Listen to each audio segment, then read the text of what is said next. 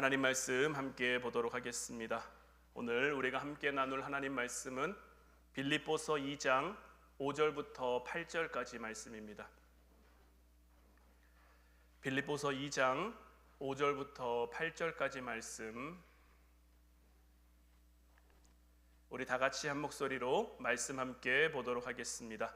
너희 안에 이 마음을 품으라. 곧 그리스도 예수의 마음이니 그는 근본 하나님의 본체시나 하나님과 동등됨을 취할 것으로 여기지 아니하시고 오히려 자기를 비워 종의 형체를 가지사 사람들과 같이 되셨고 사람의 모양으로 나타나사 자기를 낮추시고 죽기까지 복종하셨으니 곧 십자가에 죽으심이라. 아멘. 할렐루야. 오늘도 거룩한 주일 주님 앞에 나와 주님을 예배하는 사랑하는 우리 성도 여러분들 모두에게 하나님의 크신 은혜가 함께하기를 주님의 이름으로 축복해 드립니다. 오늘 이 시간에는 너희 안에 이 마음을 품으라 라는 제목 가지고 우리가 함께 말씀 나눌 때에 하나님의 크신 은혜가 여러분들 가운데 충만히 임하기를 주님의 이름으로 축원해 드립니다. 탈무드를 보면 이런 이야기가 나옵니다. 한 아버지가 세 아들에게 낙타 17마리를 유산으로 남겼는데 첫째 아들에게는 그 17마리 중에 절반을, 둘째 아들에게는 3분의 1을, 마지막 막내에게는 9분의 1을 주라고 했습니다. 이 세 아들이 아버지의 유산을 아버지 이야기에 따라서 첫째에게는 절반을, 둘째에게는 3분의 1을, 막내에게는 9분의 1을 주려고 하다 보니까 17마리의 절반이면 얼마입니까? 8.5마리죠. 그래도 여기까지는 좀 괜찮아요. 17마리의 3분의 1은 얼마입니까? 이제부터는 복잡해지죠. 9분의 1도 마찬가지입니다. 이게 딱 떨어지지가 않는단 말이에요. 소를 부위로 쪼개서 이렇게 낙차를 이렇게 부위로 쪼개서 나눠줄 수 있는 것도 아니고 또 정확하게 얼만큼이 3분의 1인 건지 얼만큼이 9분의 1인 건지 나누기가 참 쉽지 않다 보니까 이제 이 세 형제가 서로 싸우기 시작합니다. 그런데 아무리 싸워도 아무리 이렇게 해도 해결이 나지 않아요. 그래서 마을에 있는 랍비를 찾아갑니다. 랍비에게 찾아가서 자초지종을 설명하는 거죠. 이제 우리 아버지가 돌아가시면서 유산을 이렇게 남기셨는데 좀 딱 떨어지게 주셨으면 좋았을 건데 17마리 낙타 중에 큰아들에게는 절반을, 둘째 아들에게는 3분의 1을, 막내에게는 9분의 1을 가지도록 해서 우리가 이걸 어떻게 해결할 수가 없어서 랍비에게 조언을 구하러 왔습니다. 이 랍비가 어떻게 했을까요? 사실 이 이야기는 굉장히 유명한 이야기이고요. 요즘 초등학교 5학년 최소 공배수, 분수 이런 거에 나오는 문제라고 하더라고요. 세 형제가 가진 낙타는 총 17마리였는데 마침 이 랍비에게도 낙타 한 마리가 있어서 그 한 마리를 더했더니 몇 마리가 됐습니까? 18마리가 된 거죠. 이제는 계산이 쉽게 이루어집니다. 18마리의 절반은 9마리죠. 18마리의 3분의 1은 6마리고요. 18마리의 9분의 1은 2마리죠. 이 숫자를 다 더하면 몇 마리입니까? 9마리, 6마리, 2마리. 17마리죠. 해결되지 않았던 문제가 이 랍비의 한 마리가 더해지니까 아무 문제도 아닌 것처럼 랍비도 한 마리를 더해서 18마리를 만들긴 했습니다마는 큰아들에게 9마리를, 둘째에게 6마리를, 막내에게 2마리를 주고 났더니 그래도 다시 한 마리가 남아서 랍비도 손해보는 것 없이 그 한 마리를 도로 가져올 수 있는, 모두가 불만 없이 간단하게 해결할 수 있는 문제가 됐단 말이에요. 그런데요, 초등학교 산수, 초등학교 수학에는 이 부분까지 다루진 않습니다만은 저는 이 이야기를 보면서 좀 뭔가 느껴진 게 있는데, 자, 17마리에서 원래 첫째는 얼마큼을 받아야 되죠? 절반이면 8.5마리를 받아야 되죠. 근데 몇 마리 받았습니까? 9마리 받았죠. 둘째는 원래 몇 마리 받아야 됩니까? 뭐 대략 해도 한 5.7마리 정도를 받아야 된단 말이에요. 근데 몇 마리 받았죠? 6마리 받았어요. 막내는 1.9마리 정도를 받아야 되는데 2마리를 받게 됐단 말이에요. 자, 결론적으로 보면 어떻습니까? 세 아들 모두가요, 자기가 원래 받아야 될 목보다 더 많이 받게 된 셈이다라는 거예요. 자기 낙타 한 마리를 내놓았던 랍비도 그 한 마리를 다시 찾아갔으므로 손해본 것이 없는, 아무도 불만 없는, 논리적으로는 사실 잘 이해가 되지 않는 그런 일들이 생겨난 거란 말이에요. 오늘날 이 시대도 굉장히 풀리지 않는 복잡한 문제로 가득합니다.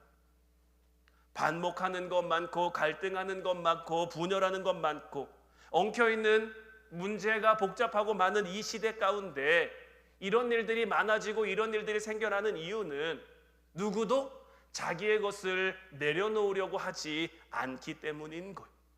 희생하고 양보하는 사람들을 점점 찾아볼 수 없기에 복잡한 문제가 사실 조금만 양보하면, 조금만 희생하면, 조금만 헌신하면 쉽게 풀릴 수 있는 문제인데, 저마다의 욕심에, 이기심에 그런 것들을 찾아볼 수 없으니까 더 복잡해지고 더 어려워지고 더 힘든 시대가 되어가고 있는 거예요. 창세기 13장을 보면 아브라함이 조카 롯과 헤어지는 장면이 나옵니다. 아브라함과 조카 롯은 왜 헤어지게 됐습니까? 하나님의 말씀을 따라 그 길을 가는 아브라함을 하나님이 축복하셔서 아브라함으로 하여금 소유가 많게 하셨고, 아브라함과 함께 길을 떠났던 조카 롯도 그 축복의 그 한 부분을 함께 나누어 받아서 그의 소유도 늘어났단 말이에요. 그러니까 아브라함의 소유, 롯의 소유 둘 다 늘어나니까 이들은 다 목축을 하는 사람들인데, 소유가 늘어나다 보니까 목초지는 한정돼 있고 거기에 양과 소가 너무 많으니까 목자들 간에 다툼이 생길 수밖에 없는 거죠. 이 문제 앞에 아브라함은 이 문제를 어떻게 해결합니까? 창세기 13장 8절 9절 말씀을 보면 아브라함이 롯에게 이르되 우리는 한 친족이라 나나 너나 내 목자나 내 목자나 서로 다투게 하지 말자. 내 앞에 온 땅이 있지 아니하냐? 나를 떠나가라. 내가 좌하면 나는 우하고 내가 우하면 나는 좌하리라. 그들에게 생겨난 이 갈등의 문제는요, 아브라함의 희생, 아브라함의 양보 덕분에 간단하게 풀릴 수가 있었던 거예요. 사실 아브라함에게는 양보할 아무 이유가 없습니다. 이 시대는요, 족장 시대고요, 족장이 모든 권한을 다 가지고 있어요. 지금 이 무리에서, 아브라함 무리에선 누가 족장일까요? 아브라함이 족장이죠. 아브라함 맘대로, 아브라함 뜻대로 다 할 수 있단 말이에요. 그럼에도 불구하고 아브라함은 조카 롯을 향해서 양보하고 희생합니다. 네가 먼저 땅을 바라보고 네가 좋은 땅으로 가라. 네가 좌를 선택하면 나는 우로 갈 거고, 네가 우로 선택하면 나는 좌로 갈 거다. 이후의 일들을 우리가 잘 알죠. 이들의 삶이 어떻게 됩니까? 분명히 양보한 쪽은 아브라함입니다. 희생한 쪽은 아브라함입니다. 그런데요, 이후의 삶을 보면요, 아브라함은 큰 복을 누리며 항상 롯을 도와주는 그러한 역할, 베푸는 조력자의 역할이 됩니다. 반면 양보를 받은 롯은요, 서로 갈라질 때만 해도 좋은 땅, 하나님의 동산 같은 그 땅으로 갈 때까지만 해도 내가 옳은 선택을 했으니, 내가 좋은 선택을 했으니 이제 내 삶이 더 윤택해질 거야, 내 삶이 더 풍성해질 거야, 내 삶이 더 좋아질 거야. 세상적으로, 경제적으로 봤을 때는 아브라함보다 더 큰 축복의 가능성이 있어 보였지만 결국 그의 가정은 망해버렸죠. 하나님은 우리의 삶에서 이런 모습들을 만들어 가세요. 하나님은 우리의 삶 가운데 아브라함과 같은 모습이 우리에게 있기를 바라시는 거예요. 그리고 하나님은 하나님을 향해 헌신하고 희생한 사람들을 그냥 두지 않으세요. 항상 그들의 편에 서서 더 큰 은혜를, 더 큰 축복을 허락하시는 분이 바로 우리 하나님이시다라는 거예요. 오병이어의 기적을 우리는 잘 알죠. 한 소년이 자기가 쌓은, 자기가 먹을 보리떡 5개와 물고기 2마리 도시락, 사실 아무것도 아닌 보잘것없는 겁니다.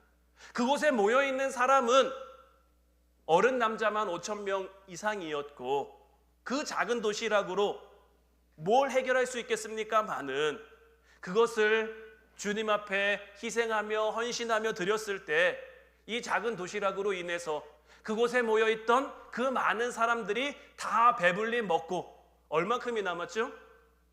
12바구니가 남았단 말이에요. 전에도 한번 여러분들에게 질문을 드렸던 적이 있는 것 같은데 이 남은 12바구니는 누구에게로 돌아갔을까요? 12바구니를 이 소년이 다 가져갈 수 없어서 12바구니를 다 안 줬는지는 모르겠습니다만은 적어도 그 소년이 드렸던 그 도시락 분량 이상의 그것을 가지고 돌아갈 수 있지 않았을까. 물론 성경에 기록되어 있지는 않습니다만은 그러지 않았을까라고 우리는 충분히 생각해 볼 수 있는 거죠. 하나님 앞에 희생하고 하나님 앞에 헌신하고 그로 인해 나타나는 하나님의 놀라운 일하심과 기적은요, 우리의 생각, 우리의 이성, 우리의 논리로는 계산할 수 있는 부분이 아니에요. 하나님 앞에 희생함으로, 하나님 앞에 헌신함으로 하나님이 주신 은혜를 우리가 누려보고 맛봐야만 알 수 있는 것. 바라기는 여러분들의 삶 가운데도 이런 하나님의 놀라운 일하심과 기적이 나타날 수 있기를, 그래서 하나님 앞에 즐거이 헌신하며 하나님 앞에 기쁜 마음으로 희생할 수 있는 여러분들 되시기를 주님의 이름으로 축원해 드립니다.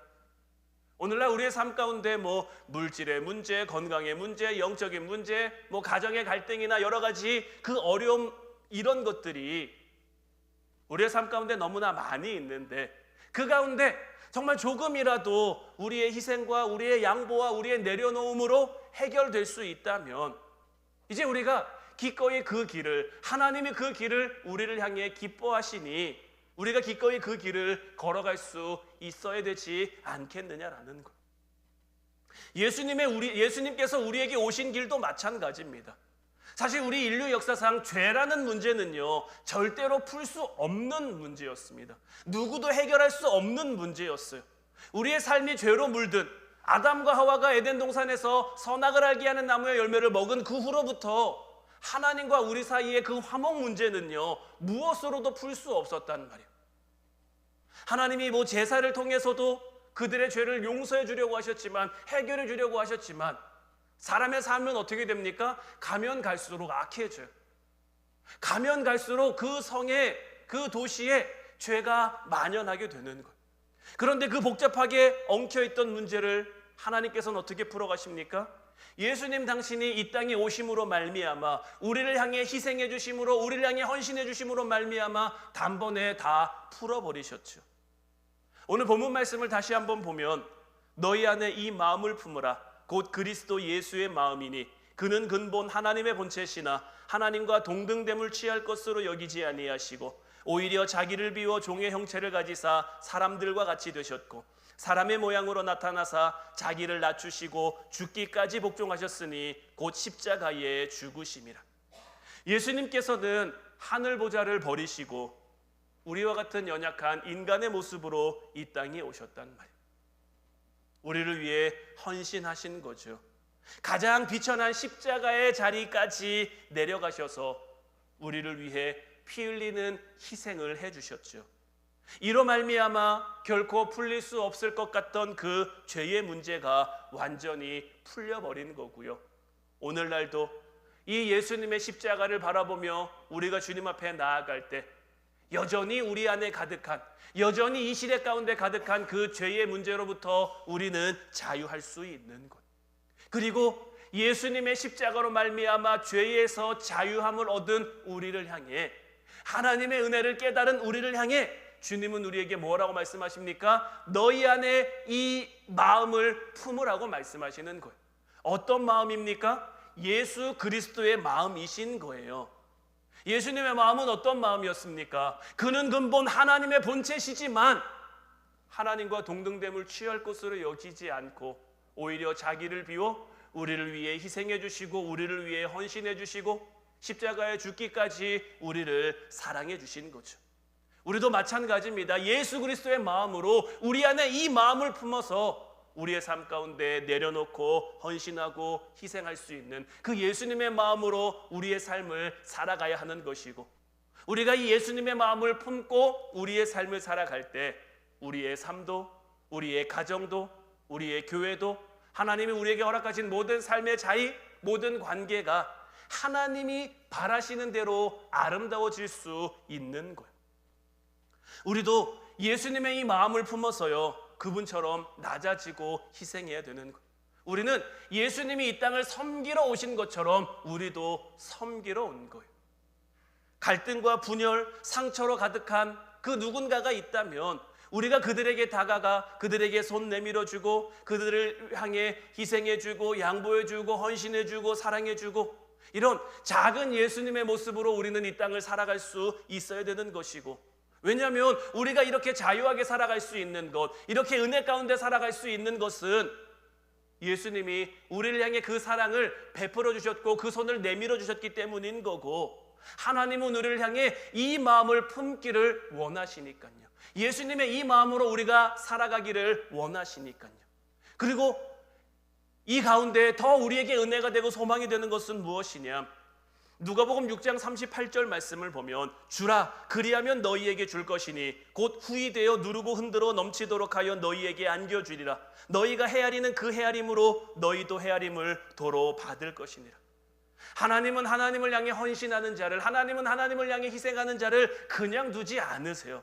주님은 우리에게 분명히 약속하십니다. 우리가 주면, 우리가 양보하면, 우리가 희생하면 내가 너에게 줄 것인데, 너희가 희생한 만큼이 아니라, 너희가 양보한 만큼이 아니라 후히 되어 누르고 흔들어 차고 넘치도록 우리에게 주신다라는 거죠.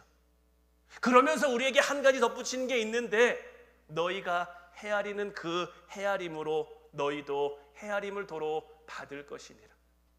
우리는 이 땅을 살아가면서요, 너무 계산적으로 살지 않아야 할 그 이유가 바로 여기 있는 거예요. 여러분들도 여러분들의 삶에서 누군가와 관계를 맺고 살아가는데 이 사람이 너무 계산적이에요. 우리 가정에서 가족인데도 너무 계산적이에요.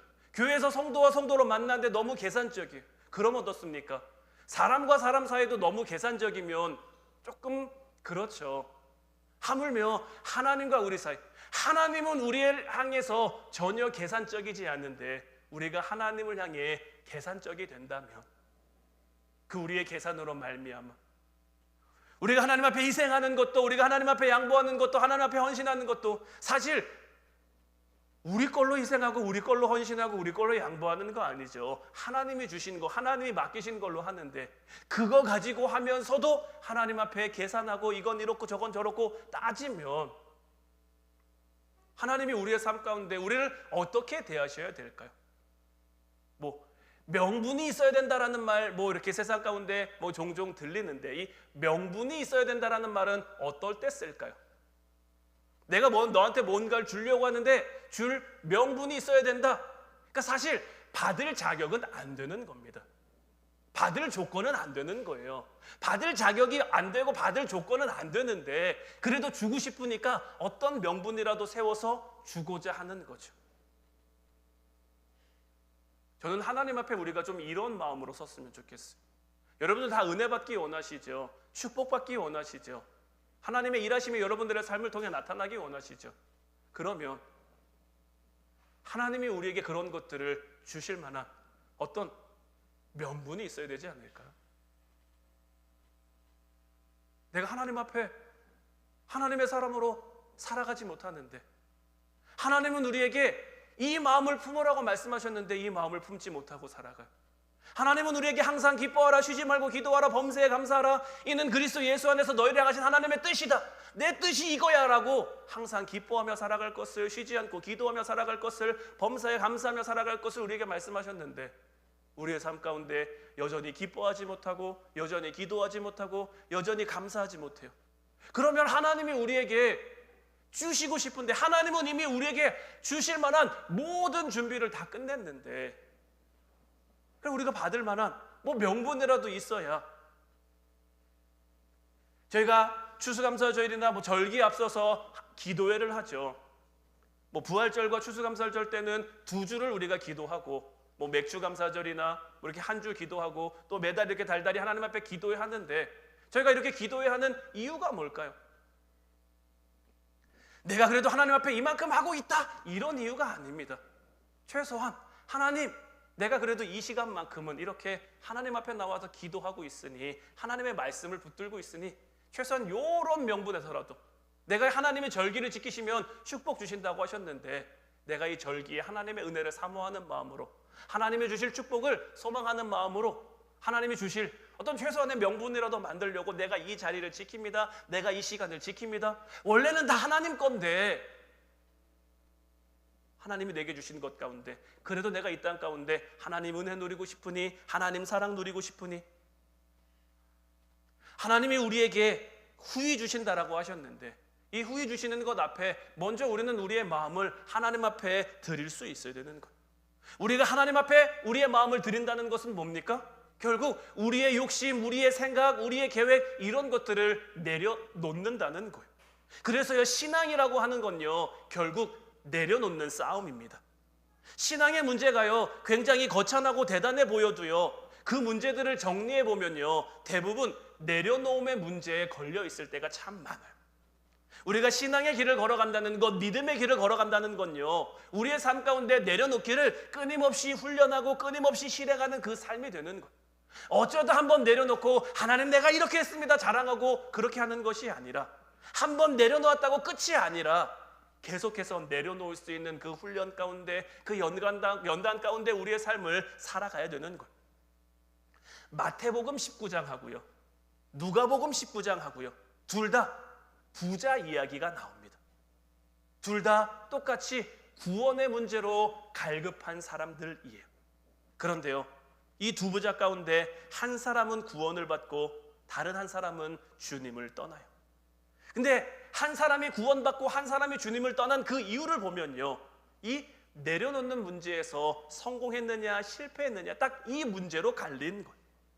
먼저 마태복음 19장 21절 22절 말씀을 보면요, 예수께서 이르시되 내가 온전하고자 할진대 가서 내 소유를 팔아 가난한 자들에게 주라. 그리하면 하늘에서 보화가 내게 있으리라. 그리고 와서 나를 따르라 하시니, 그 청년이 재물이 많음으로 이 말씀을 듣고 근신하며 가니라. 예수께서 제자들에게 이르시되 내가 진실로 너희에게 이르노니 부자는 천국에 들어가기가 어려우니라. 이 마태복음 19장에 나오는 부자 청년은요, 사실 꽤 열심히 신앙생활을 한 사람입니다. 이 부자 청년이 예수님에게 나와서 예수님, 내가 어떻게 하면 영생을 얻을 수 있습니까? 예수님에게 나온 목적도 괜찮았고요, 이유도 괜찮았고요, 또 예수님이 영생을 얻으려면 계명을 잘 지켜야 된다, 모세 율법을 통해 준 계명을 잘 지켜야 된다라고 말씀하셨는데, 이 부자 청년이 뭐라고 말하면 예수님, 내가 그 계명들을 잘 지켰습니다. 그러니까 어느 정도의 열심과 그 믿음과 신앙을 가지고 있는 이 부자 청년이에요. 근데 예수님이 한 가지를 더 얘기하시죠. 네가 온전하고자 할진대 네 소유를 팔아 가난한 자들에게 주라. 그러면 자, 주님께서는요, 그러면 하늘에서 내게 보화가 있을 것이다 라고도 말씀하셨단 말이에요. 그런데 어떻습니까? 이 부자 청년은 재물이 많음으로 이 말씀을 듣고 근심하며 떠날 수밖에 없었던 거예요. 이 내려놓는 문제에서 실패한 거예요. 반면에 누가복음 19장을 보면요, 19장 8절 9절 말씀을 보면 삭개오가 서서 주께 여짜오되 주여 보시옵소서, 내 소유의 절반을 가난한 자들에게 주겠사오며 만일 누구의 것을 속여 빼앗은 일이 있으면 내 갑절이나 갚겠나이다. 예수께서 이르시되 오늘 구원이 이 집에 이르렀으니 이 사람도 아브라함의 자손이미로다. 누가복음 19장에 나오는 이 삭개오는 세리장이면서 굉장히 부자죠. 똑같이 재물 많은 부자. 그런데 삭개오는 내려놓음의 결단을 합니다. 소유의 절반을 팔아 가난한 자들에게 나눠주고 누구의 것이든 빼앗은 것이 있으면 4배나 갚겠다라고 한단 말이에요. 사실 부자 청년의 삶이 어땠는지 모르겠습니다만은 삭개오의 삶은요, 돈이 전부였어요. 어린 시절부터 그 키가 작은 것에 대한 그 컴플렉스로 인해서 여러 가지 아픔과 상처가 있었단 말이에요. 그래서 삭개오가 택한 방법이 뭡니까? 이 아픔에서 벗어나기 위해, 이 상처에서 벗어나기 위해 나는 할 수만 있는 대로 돈을 벌 거야. 내가 돈을 벌면, 내가 돈을 많이 가지면 다른 사람들이 나를 무시하지 못할 거야. 다른 사람들이 나를 함부로 대하지 못할 거야. 그거 생각한 대로 부자가 됐더니, 세리장이 됐더니 다른 사람들이 자기를 함부로 대하지는 못하죠. 다른 사람들이 자기를 무시하지는 못하죠. 그런데 어떻습니까? 그때도 외롭고 지금도 외롭고 여전히 외로운 삶을 살아가고 있단 말이에요. 그러니까 그 안에 돈으로도 채워지지 않는 그 갈증, 갈급함이 있었던 거예요. 그래서 예수님께 나온 거죠. 사실 이 부분까지는요, 부자 청년도 마찬가지입니다. 부자 청년으로 살아가니까 삶에 무슨 아쉬움이 있겠습니까? 모자람이 있겠습니까? 그런데도 그 영생에 대한 갈급함이 있으니까 예수님께 나왔던 건데, 예수님이 말씀하시는 그 내려놓음의 문제에서 부자 청년은 걸려 넘어진 거고 삭개오는 그 주님의 말씀에 순종했더니 그토록 풀리지 않던 그 인생의 갈등이, 인생의 문제가, 그 복잡함이 해결될 수 있었던 거고, 더 나아가 예수님께서는 이 집에 구원이 이르렀고 이 사람도 아브라함의 자손이라면서 축복하셨죠. 이 모든 것은 내려놓음의 싸움인 거예요. 열심히 내가 살아왔다고 해도, 내가 열심히 신앙생활했다고 해도 이 내려놓음에 실패하면요, 우리는 은혜에서 멀어질 수밖에 없어요. 주님이 우리에게 무엇을 내려놓으라고 하실지는 모르겠습니다만은 그 주님이 우리에게 말씀하실 때 우리는 순종할 수 있어야 되는 거예요. 우리는 그 주님의 말씀 앞에 충성할 수 있어야 되는 거예요. 때로는 우리에게 신앙의 문제, 믿음의 문제가 생기면요, 그 원인을 엉뚱한 데서 찾을 것이 아니라 혹 내게 내려놓음의 문제는 없는지, 내려놓음의 실패는 없는지, 이것부터 우리는 확인할 수 있어야 하는 거예요. 앞서 말씀드린 것처럼 오늘날 이 시대는요, 희생이 없고 져주는 거 없고 그런 시대를 살고 있지만 하나님은 이 시대를 향해 안타까워하시며 우리에게 말씀하시는 거예요. 우리가 반드시 기억해야 될 것은 우리는 이 땅 가운데 높아지려 사는 사람이 아닙니다. 우리는 이 땅 가운데 섬김 받으려 사는 사람들이 아닙니다. 우리는 예수님의 뒤를 따라 십자가를 지는 삶을 사는 사람들이고, 예수님의 마음을 품고 예수님이 걸어가신 그 길을 따라 걸어가는 사람들이라는 것을 결코 잊어서는 안 되는 거예요. 그 길을 걸어가는 동안 하나님이 우리의 삶에 어떤 것을 부어주실지, 어떤 것을 더해주실지, 어떤 것을 내려놓게 하실지 우리는 다 알 수 없지만 하나님 앞에 우리가 계산하지 않고, 하나님 내가 이렇게 했는데, 하나님 내가 저렇게 했는데, 이런 거 계산하고 따지는 것이 아니라 묵묵히 우리가 순종의 길을 걸어가면, 묵묵히 우리가 충성의 길을 걸어가면 하나님께서는 우리보다 우리를 더 잘 아신 바 되어서, 우리의 머리칼까지도 다 세신 바 되어서 우리에게 있어야 할 것을 우리보다 더 잘 아시는 분이, 주님도 우리에게 분명히 말씀하셨죠. 먼저 그의 나라와 그의 의를 구하라. 그리하면 이 모든 것을 너희에게 더하시리라. 이제 이 순서가 좀 거꾸로 되진 않았으면 좋겠어요. 자꾸 우리에게 있어야 할 것들을 먼저 구하면서 하나님 이거 주시면 내가 이렇게 할게요. 하나님 이거 주시면 내가 이렇게 할게요. 사실 주시면 할 것도 아니면서, 주신다고 다 그렇게 할 수 있는 것도 아니면서, 지금은 우리가 자신 있게 할 수 있습니다 라고 할 수 있을지 모르겠습니다만은 뭐 다 주신 당장은 그렇게 하는 것처럼 보일 수도 있을 수는 있겠습니다만은 사실 그거 아니어도 우리는 먼저 그의 나라와 그의 의를 구할 수 있어야 하는 것이고, 우리가 먼저 그의 나라와 그의 의를 구하며 맡겨주신 길을 걸어갈 때 누가복음 6장을 통해 약속하신 그 은혜의 축복이 우리에게 부어지는 거예요. 우리가 계산해서가 아니라, 우리가 그것을 따져서가 아니라 하나님은 할 수만 있는 대로 우리에게 주고 싶어 하시는 분이. 올 초 우리가 주신 약속 말씀 붙들고 하나님 앞에 기도하며 올 때 하나님께서는 저희들에게 주신 응답이 이미 하나님은 하나님의 준비를 다 마치셨다였고, 이제 우리가 그것을 믿음으로 결실하면 되는 거예요. 믿음으로 받으면 되는 거예요. 그런데 그것을 받기 위해서 우리가 먼저 이 내려놓음의 문제를 해결할 수 있어야 되는 것이고, 이 내려놓음의 문제를 해결하려면 이 마음, 예수 그리스도의 마음을 품어야 한다라는 것. 이제 하나님 앞에 희생과 양보와 헌신의 기적을 체험하게 해달라고 하나님 앞에 기도하며 나아가는 저와 여러분들 될 수 있기를 주님의 이름으로 축원해 드립니다. 그리고 하나님 앞에 이렇게 희생함으로, 헌신함으로 오히려 아브라함 같은 그 놀라운 은혜의 축복이, 자기 도시락을 드린 그 소년과 같은 그 하나님의 놀라운 기적을 맛보며 살아가는, 예수님처럼 살리고 회복시켜 문제를 풀어가는 하나님이 주신 놀라운 은혜의 삶을 살아가는 저와 여러분들 모두가 될 수 있기를 주님의 이름으로 축원해 드립니다. 기도하겠습니다.